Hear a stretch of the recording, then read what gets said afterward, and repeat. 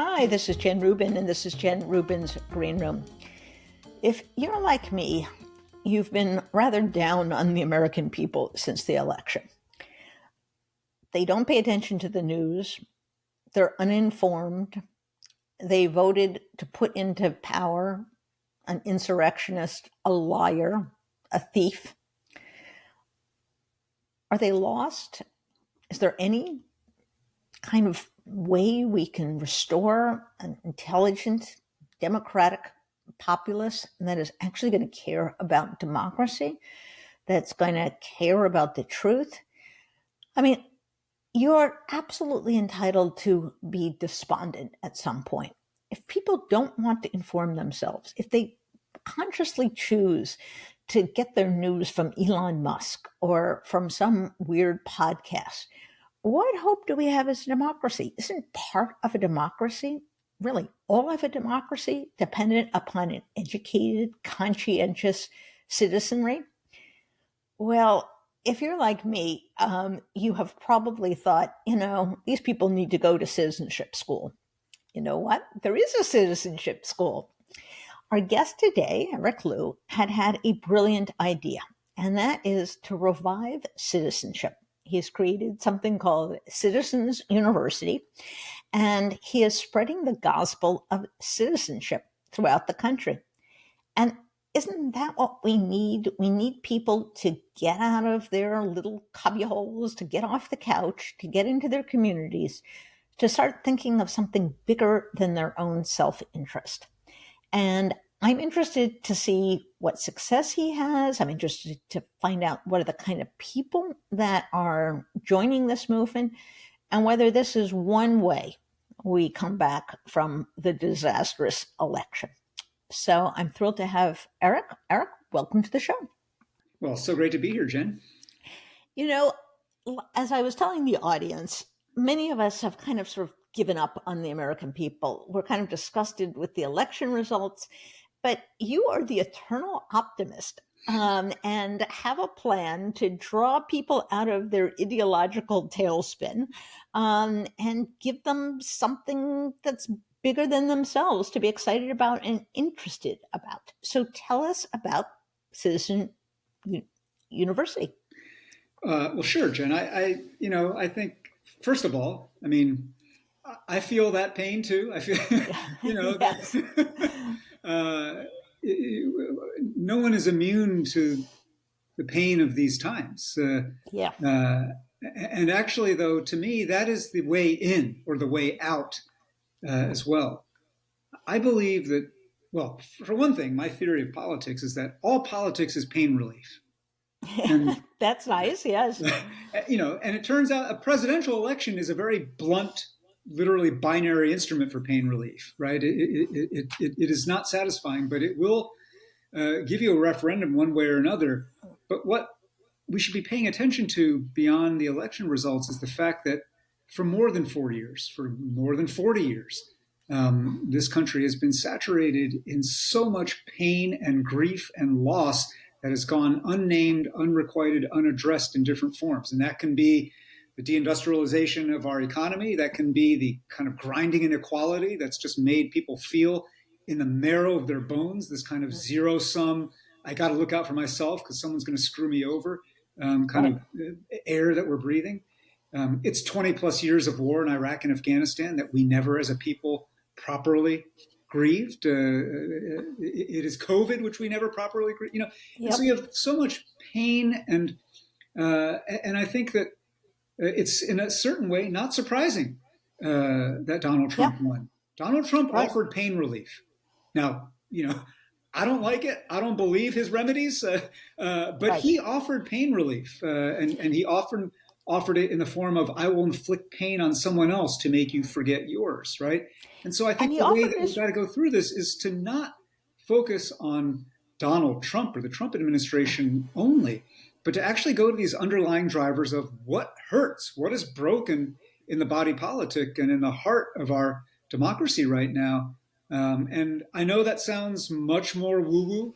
I'm in Seattle, you're in DC. I know it's not, for a lot of Jen Rubin listeners, this is like, what is this kind of woo-woo stuff? It's not woo-woo. Yeah. This is the stuff that Donald Trump has a savant-like ability to tap into Yes. and tune into. He's not even And conscious of his ability, but right. we who care about sustaining our democracy have to tune in this way. And I think we underestimate what the MAGA movement gave people. It gave them a sense of belonging, a sense of purpose. We have this epidemic of mental health, of Yep. loneliness, of Yep. alienation. So many people live alone. He gave them something that they were not otherwise getting. But you want to give them something better. If that's the toxic, Yeah. soup, you want to give them something more nourishing and sustaining. So tell us about what you do and what your group does. Yeah, thank you for. I just wanted to kind of give that preamble on pain because I felt like Yep. it's real. It's where we are. Absolutely. Citizen University, we're a nonprofit organization that works all around the United States, and our work is about trying to strengthen a culture of powerful citizenship. And that emphasis on culture is important.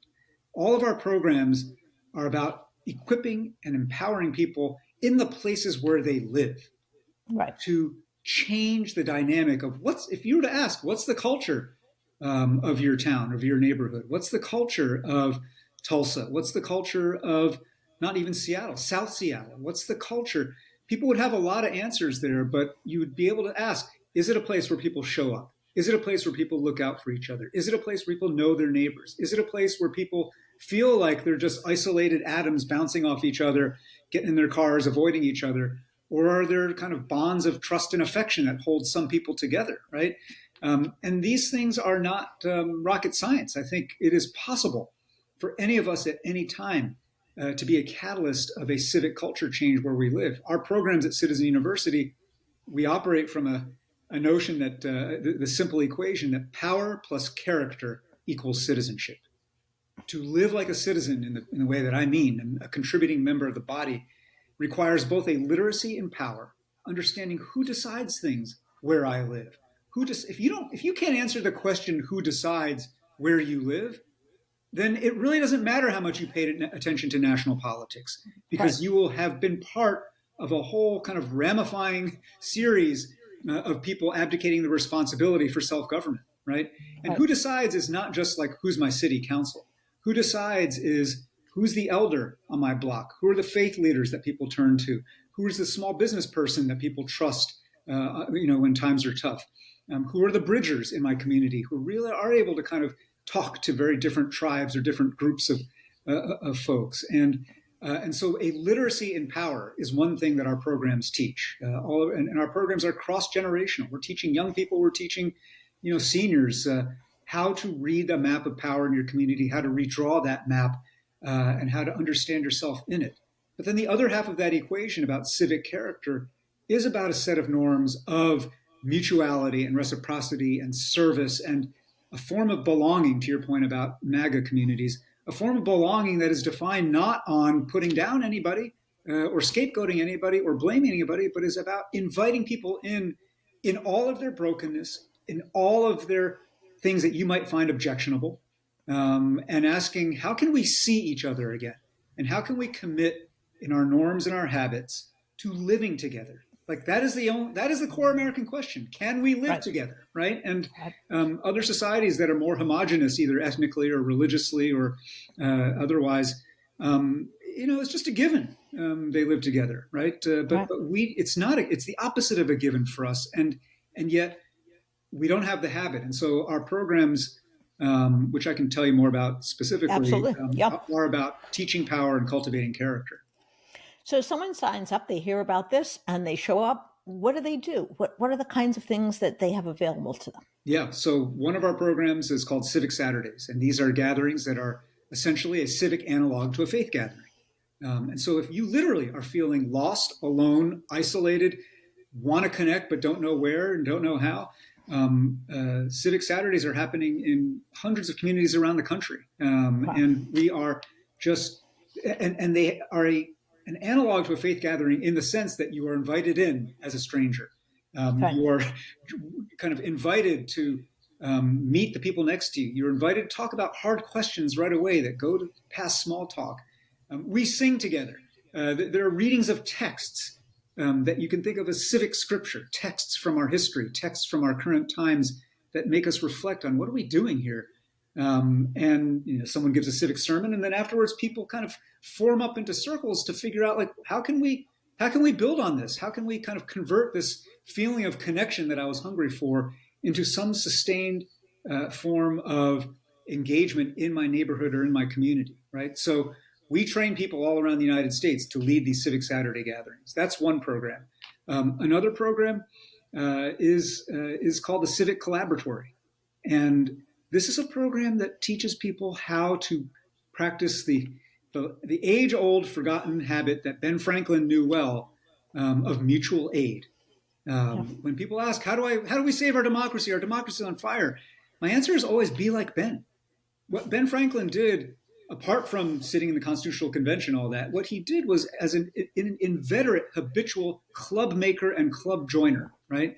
And the essence of every club he made, from a book club to a scientific club to the thing that would become the first fire department, was to embed practices of mutuality. And so the Civic Collaboratory brings people together who are different civic innovators or catalysts from different backgrounds. And what makes it more than just a networking group is that at every meeting, members take turns in rotation presenting to the full group some project or endeavor, something they're trying to move in the community. And then the rest of the group has to offer not critique or commentary, but hard commitments of help and investments of capital of every kind: relational, intellectual, institutional, financial.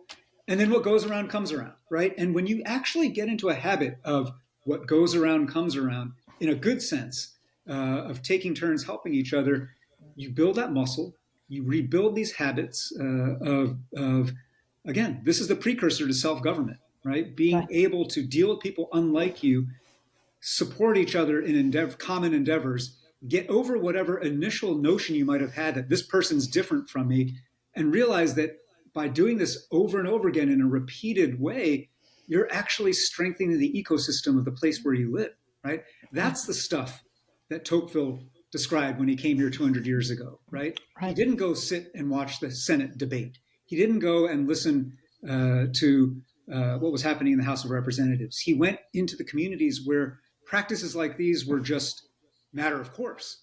They've fallen away now, and so you now have to have a citizen university like my organization show up and start kind of contriving or recontriving invitations into this kind of practice.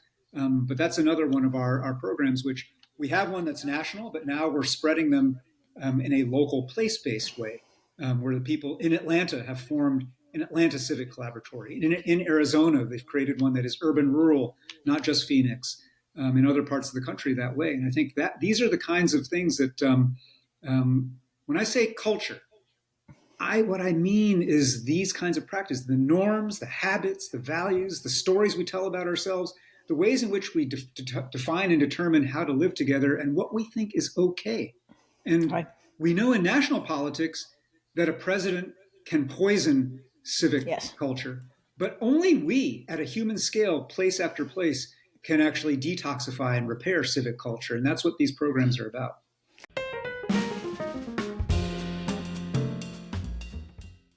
Between global warming and rising energy bills, finding the right temperature at night is a struggle we all face. It can make it so hard to fall asleep, but recently I found a way to sleep in perfect comfort all night long, whether you sleep too hot or even too cold. My secret is using thermoregulating, NASA-inspired, silver-infused bed sheets by Miracle Made. Their self-cleaning, antibacterial bedding even prevents 99.7% of bacteria, so they stay fresher 3 times longer. That means 3 times less laundry, too. Thanks to Miracle Made, you'll stop sleeping on bacteria that can clog your pores and lead to breakouts and acne. They even eliminate bad odors, so your bed always feels freshly made. Life is much more comfortable and clean with Miracle Made.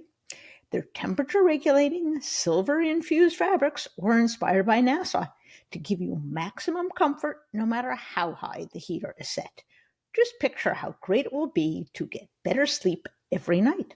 Plus, Miracle sheets feel soft and luxurious without the high price tag of other luxury brands. They even feel nicer than bed sheets used by some five-star hotels, so you feel like you're on vacation every time you get into bed. I imagine I'm in the south of France, or maybe it's in Gstaad, Switzerland, whichever. You ask yourself, what part of Dreamland will Miracle Made take you to? Miracle has a whole line of comfortable, self-cleaning bedding, pillowcases, and comforters. I know you'll love them. So how do you get these things? Go to trymiracle.com/greenroom to try Miracle Made sheets today. And whether you're buying them for yourself or as a gift for a loved one, if you order today, you can save over 40%. And if you use our promo Green Room at checkout, you'll get 3 free towels and save an extra 20%. Miracle is so confident in their product that it's backed with a 30-day money-back guarantee. So if you aren't 100% satisfied, you'll get a full refund. Upgrade your sleep with Miracle Made.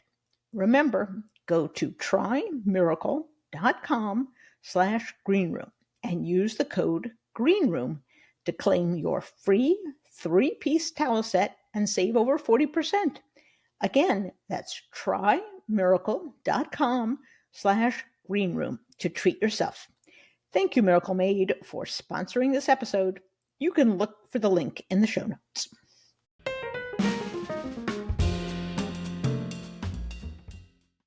What I love about this is that the content is driven by the participants. If you want to affect, clean up in your park, that's a choice that you make. In other words, you are empowering people to make decisions about what's important to them. I think people too often sit around and say, I have all these problems. What's your answer? Yes. And you kind of reverse that formula and say, what do you want to do? What do you care about? And what can you do to help? That sounds like it could be very empowering for people who've kind of become passive. They sit, they scroll on the internet, they watch TV, but now you're making them active. Well, I think what we're doing is we're inviting them to be active. And It turns out that people, if you extend the invitation and make it real and make it relational, people realize pretty quickly they were kind of hungry for this. And that sense of passivity you're describing, by the way, cuts across every demographic, right? I mean, all your readers of the Washington Post, people who, look, I cut my teeth in politics working in D.C., in the Senate, in the White House. Like, I know that world. I know what it's like to be absorbed in the goings on and the concerns within the Beltway.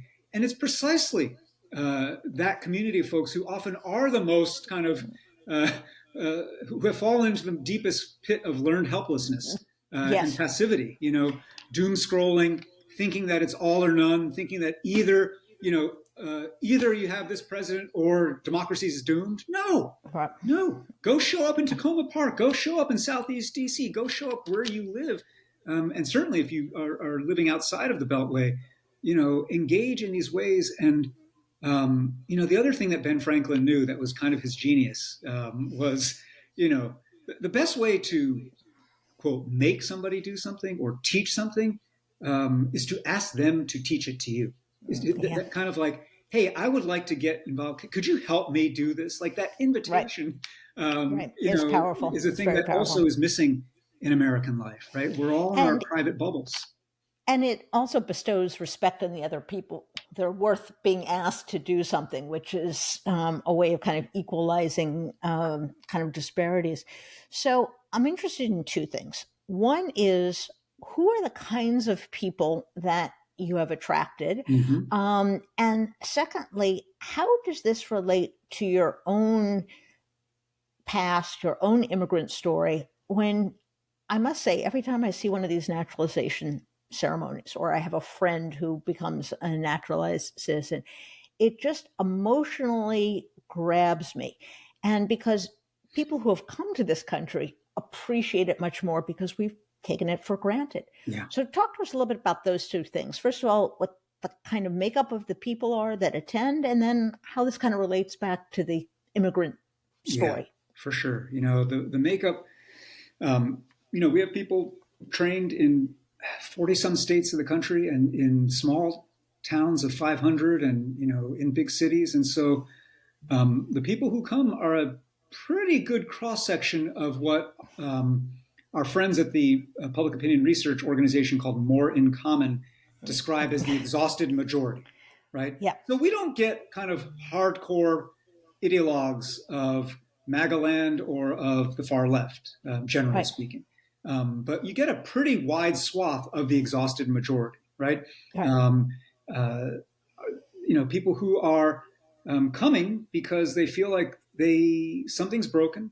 They want to be part of the solution. They don't quite know how, and they don't want to be alone in trying to figure out how, right?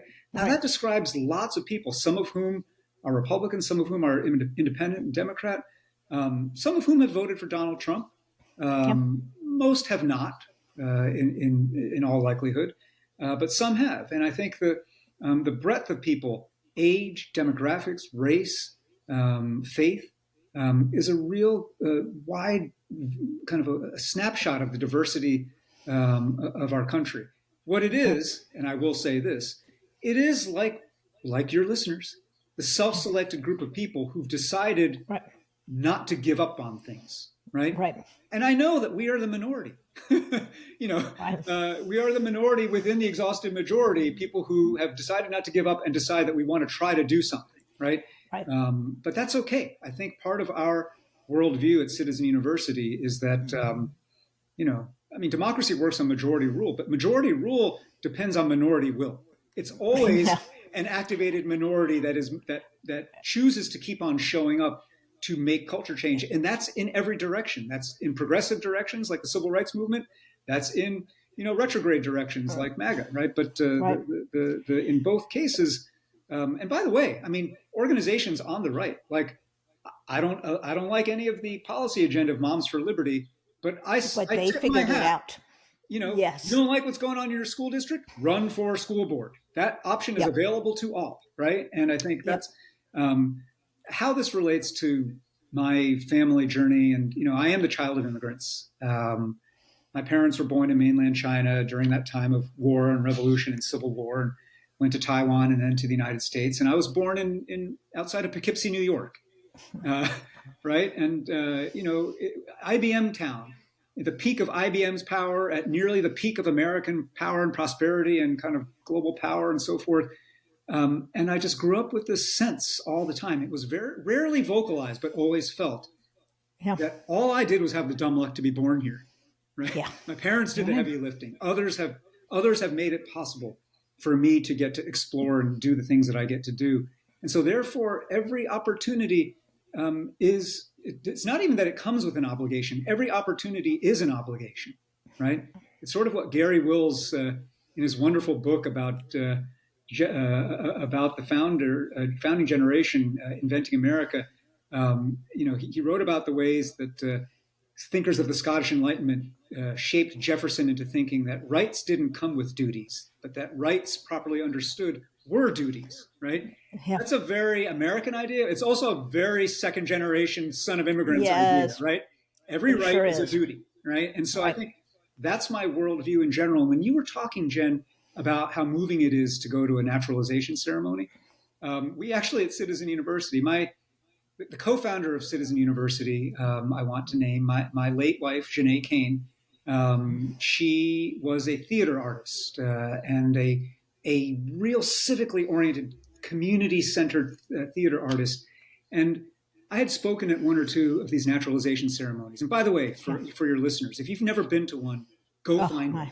They're happening all the time in your town, sometimes in a courthouse, sometimes in a library, whatever. Go find one.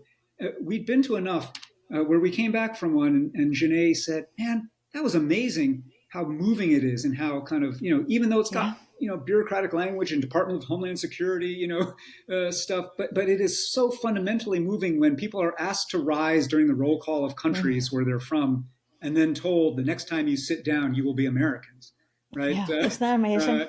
And Janae said, what if we had something like that for all of us? Why is it only immigrants and those who are close to them who get to see and experience this? And then she's from South Louisiana. So then she started riffing on the whiteboard. She started drawing this, like, it could be like a revival spirit, like a revival tent. But she said, instead of being born again, you'd be sworn again, with a new oath. And out of that little brainstorm came a project that we created at Citizen University called Sworn Again America. And we created a very simple, nonpartisan oath that is very oriented around service and being useful to community and country. It's agnostic as to documentation status. It ends, wherever my ancestors and I were born, I claim America, and I pledge to live like a citizen. And we created this oath. We created a simple template of a ceremony for it. We seeded it at a few places around the country, the White House during the Obama years, conferences, military bases, college campuses. Right. But then we let people run with it. And this has been happening all over the country in ways that, again, it goes to the thing that you named and felt, Jen, but the thing that we added, which I want to say is really important, we added a dose of ritual. Like, it's not enough to feel. A lot of people feel a yearning, they feel it, but Civic Saturdays are a ritual. They're inviting you into a space that takes you out of the normal flow of time, just like a religious service would, to make you reflect on what we owe each other and what we owe this country, right? The Sworn Again America ceremony can last 10 minutes, but it takes you, people leave in tears. Like, people get choked up giving this oath because it takes you out of taking things for granted. And ritual is important for that. I got to say, ritual, I can't emphasize this enough. Every religion, every sport, every kind of activity has these things. And it's what's kind of passed down, what takes you out of yourself, because you're then in a different realm. You're in the realm where everyone stands up at the 7th inning stretch. You're in the realm where everyone is, taking an oath. It kind of gets you out of yourself a little bit and puts you in a different kind of emotional setting, a different social setting. So I can't stress enough to people, and that's why I think people who live alone, people who are lonely, are such a problem in our society, because they miss that. They miss that connection. They become isolate. And we really have to work on that. So, as you say, you have a group of self-selecting, exhaustive majority kind of folks. Are they then able to go back into the community and pull more folks? In other words, is this kind of a self-perpetuating process, so that you may start with 20 people, but maybe you're then really digging into the part of the population that wouldn't necessarily come willingly, but because George down the hall says, you got to come to this thing, they'll come. Absolutely. That is literally our theory of action, and the people we train, we call them civic catalysts. They may not be leaders with a capital L. They may not have titles, but they are all people who can spark change or an awakening or a shift. And when they go back to their communities, whether they're leading a Civic Saturday or building a local civic collaboratory or holding a Sworn Again America ceremony, they invite others, more people who are bystanders, people in their community who haven't been in a long time invited to join or show up or be part of something.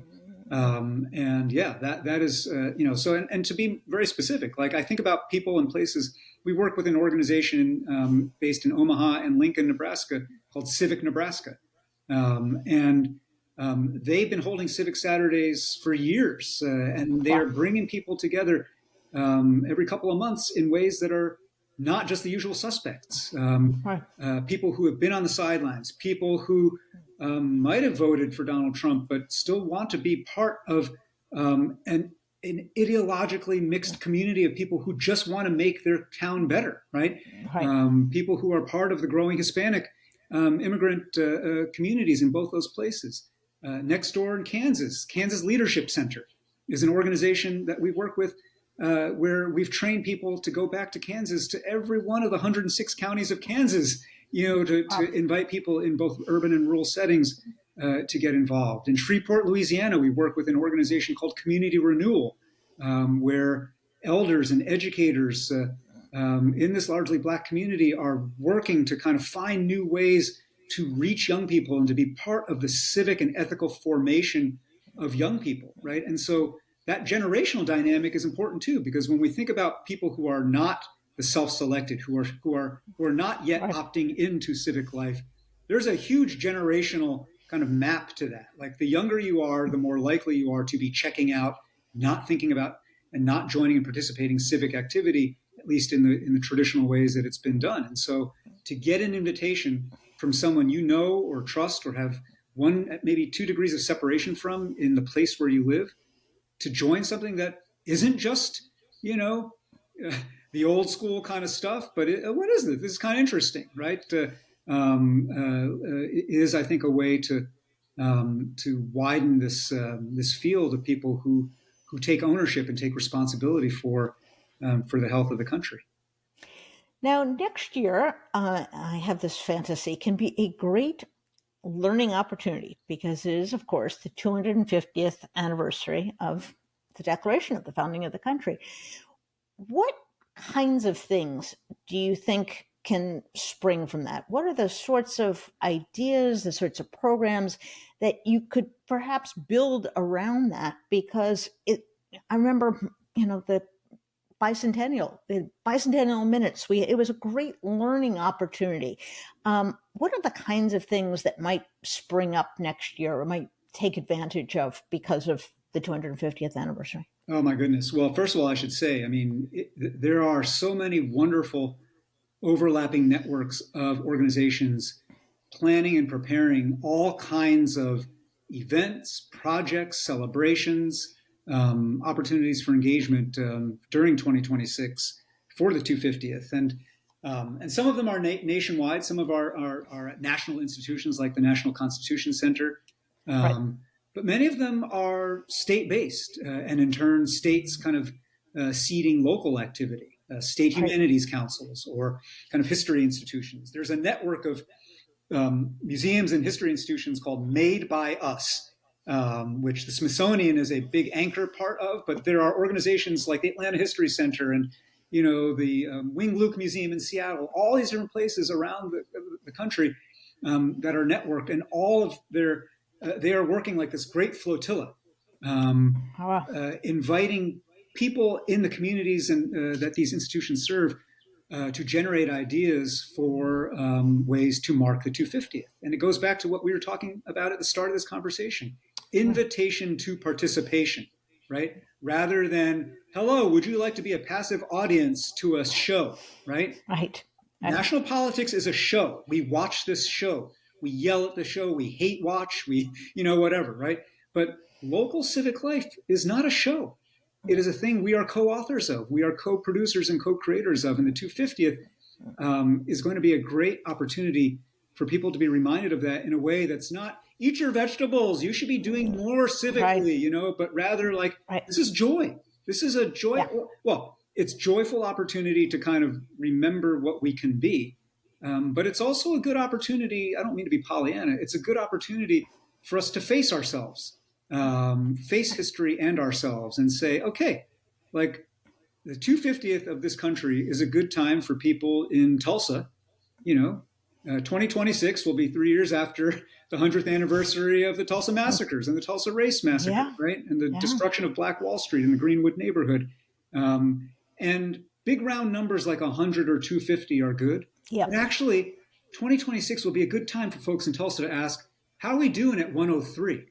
Is Tulsa better at 103 than it was at 102? 100 years after that, point. Right? It's a great point. That mindfulness that it's not just about the big round number years, that mindfulness that it's not just about, yay, America, America's awesome, but rather 250 is a pretty, is not a young country anymore. Right. We are growing up, and grown-ups should be able to walk and chew gum. Grown-ups should be able to celebrate what is worth celebrating and face what is worth reckoning with, right? And I think this is, too, where the exhausted majority is, right? Even though the history wars and the wars about patriotism in our political culture and national politics seem so polarizing, again, I'm going to quote our friends at More in Common. They did a report on the history wars, and they found that most Americans, what they want to be taught and talked about is our history, warts and all, but not all warts. Exactly. It's a great message. The 250th is a great time for us to ask, what does warts and all, but not all warts, look like in Tallahassee? What does that look like in Brownsville, Minnesota? What does that feel like in Colorado Springs, right? Let's face ourselves and celebrate ourselves and be a little more grown up than we were, say, for the bicentennial. Well, that is a phenomenal aspiration and sentiment. I hope it sticks. So tell the audience one more time if they want to get involved in your organization, or specifically if they want to do something for the 250th anniversary. Where do they go? How do they connect? You bet. So Citizen University, we're very findable online. The URL is just one word, Citizen University, no S, citizenuniversity.us. That's our website. A couple places I would send people to for engaging on the 250th. One is called Made by Us, that network of history institutions and museums. The other is the National Constitution Center.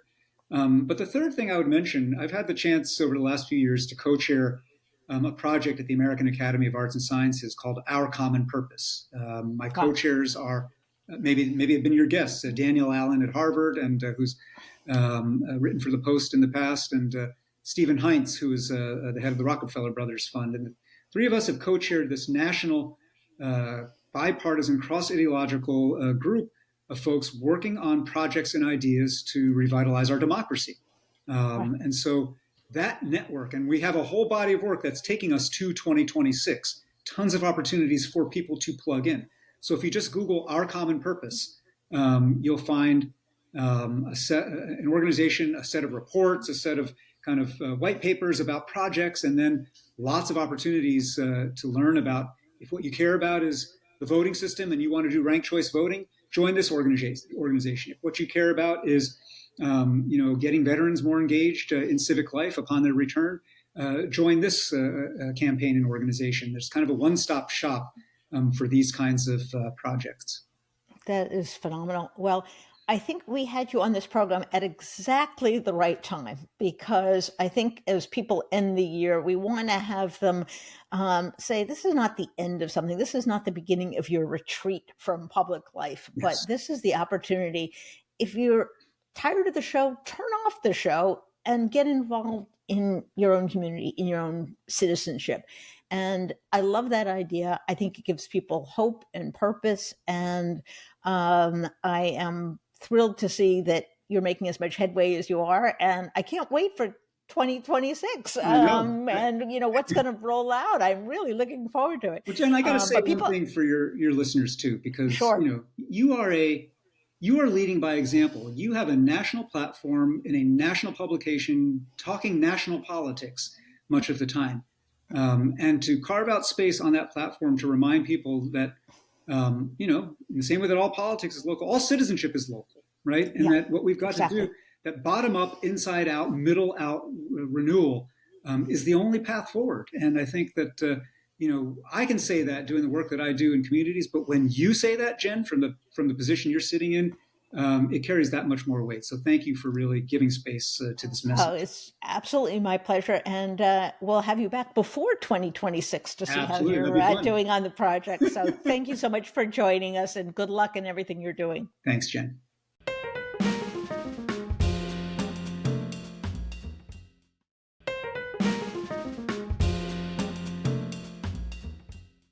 And that was Eric. Really interesting stuff. And it did give me some hope. I think there are lots of ways. There's no one solution. There's no one program. There's no one media option. There's no one democratic reform. We really need to try a lot of things. And this is one thing that can help. I still maintain that the problem is when people are isolated online, listening to podcasts by themselves, they get into this crazy loop. Frankly, it's caused by the algorithms on social media. And so they become more isolated, more crazy, more convinced that the other side is out to destroy Western civilization. But if you can actually get people out to communicate in person, to actually see other people, to do things in the community, and to look at the example of immigrants who come to this country with nothing, who make lives for themselves, who study about the Constitution, who work hard, who find the American dream in America. If we can get more people to do that, I think we'll be okay. We don't need to get 350 million people to do it. We need maybe a few million more to get engaged. After all, we didn't lose this election by millions and millions and millions of votes. We lost by about 130,000 or so who, had they switched sides in the key states, would have put Kamala Harris in office. It doesn't take that much to move the needle. And I firmly believe that giving people an option to reconnect with neighbors, to reconnect with Americans, to feel better about themselves and joining something positive will help wean them away from the Maga movement. I think liberals made a mistake in thinking that the Maga movement didn't offer something to a lot of people. It did. It gave them a sense of belonging. It may be crazy. It may be a cult, but that's why people join these kinds of movements, to feel connected, to feel important. What if we gave them something else, something more positive, something more uplifting? Well, you might make some progress. So I think we're going to need a lot of these efforts, and I'm thrilled that Eric has come up with a really smart, inventive method of kind of getting people out of their homes, out of their ideological niches. So maybe we're not completely done for. But I would leave you with this thought. Scroll less, read and meet people more. And I think that's a good formula for everyone. So if you like the show, if you like our other shows, please tell your friends. They can listen, follow us, subscribe, wherever they get their podcasts. Bye-bye.